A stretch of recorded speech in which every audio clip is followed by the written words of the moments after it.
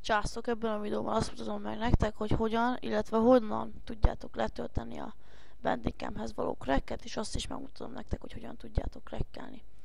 Ide bemásoljátok azt a linket, amit én a leírásba megadtam, és itt letöltitek. És ha letöltöttétek, akkor egy ilyen fájlt fogtok kapni. Ezt megnyissátok, a crackexét is megnyissátok, jelszót fog kérni, ezért ide beírjátok azt, hogy TGZ. Igen, okra nyomtok. Igen, elfogadjuk. És akkor ezt itt elindítsa nektek, ezt a programot.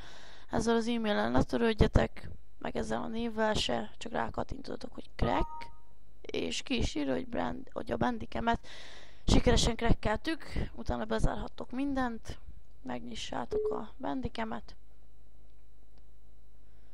és akkor itt felül, amit lássátok, már nem is írja ki azt, hogy regisztered, vagy unregisztered, vagy nem tudom mit szokott oda kiírni. Az a lényeg, hogy ezzel csak eredetinek vallja magát, és több mint 10 percet tudtok felvenni. Például fel tudtok venni mondjuk egy óra hosszát. Ez csak egy példa volt, de fel tudtok venni annyit. Na, szerintem ez a videó annyi lett volna, de mielőtt még befejezem, ezelőtt még ezt a névjegyezzel ne törődjetek, ugyanis itt van ez az e-mail cím, meg ez a sorozatszám. De ez tök mindegy, ez titeket ne zavarjon, ez semmiben nem gátolt titeket, meg semmi, ezért mondtam. De egyébként, ezért mondtam, hogy ne írjátok át, de egyébként átírhassátok.